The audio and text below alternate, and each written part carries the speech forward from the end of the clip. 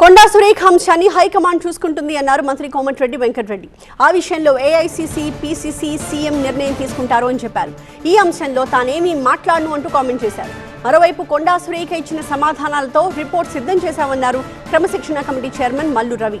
High command, పీసీసీకి నివేదిక అందజేస్తామని చెప్పారు.